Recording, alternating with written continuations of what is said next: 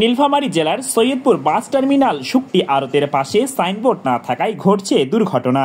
সৈয়দপুর শহরের কেন্দ্রীয় বাস টার্মিনালে ডিভাইডারের সামনে কোনো সতর্কতামূলক সাইনবোর্ড না থাকায় প্রায় ছোট বড় দুর্ঘটনা ঘটছে। বিশেষ করে রাতের বেলায় বা খারাপ আবহাওয়ায় চালকরা ডিভাইডারটি চোখে না দেখতে পেয়ে গাড়ির সঙ্গে সংঘর্ষের শিকার হচ্ছে। এতে যাত্রীদের নিরাপত্তা ঝুঁকিতে পড়ছেন এবং যানবাহনেরও ক্ষয়ক্ষতি হচ্ছে।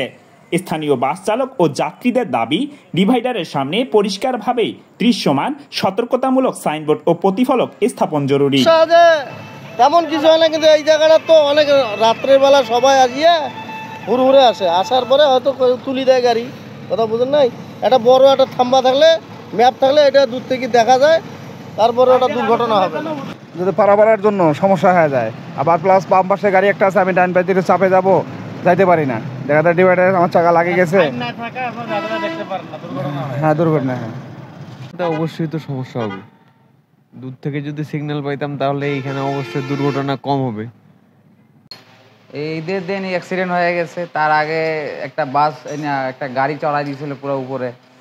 এটা খুব জরুরি ওখানে কিছু একটা ব্যবস্থা করার, এখানে সাইনবোর্ড দিক বড় করে, হ্যাঁ, দেখা যায় না,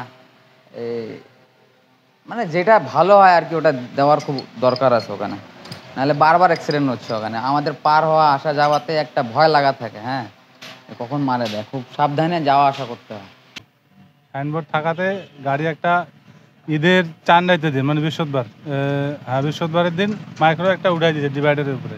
উঠে দেওয়ার পর এখানে ড্রাম আর সাইনবোর্ডটা নষ্ট হওয়ার পর এখন বর্তমান নাই, এটা দিলে ভালো হয়। এখানে শুধু হচ্ছে ওয়ান বাই থাকার কারণে একটা যে কোনো একটা সাইনবোর্ড না থাকলে বোঝা যাচ্ছে না। এটা হচ্ছে অবশ্যই দ্রুত গতিতে একটা সাইনবোর্ড দেওয়া দরকার, তাহলে আমরা বুঝতে পারবো যে একটা সাইনবোর্ড আছে ওয়ান বাই, বাস সামনে একটা টার্নিং আছে, তাহলে একটু সংকেত বা বিপদ সংকেত থেকে আমরা বাঁচতে পারবো। ঘটনাটা হচ্ছে এখানে একটা সংকেত তো লাগবে এখানে, তাই না? সেই সংকেতটা না দেওয়ার কারণে দুর্ঘটনাটা হচ্ছে।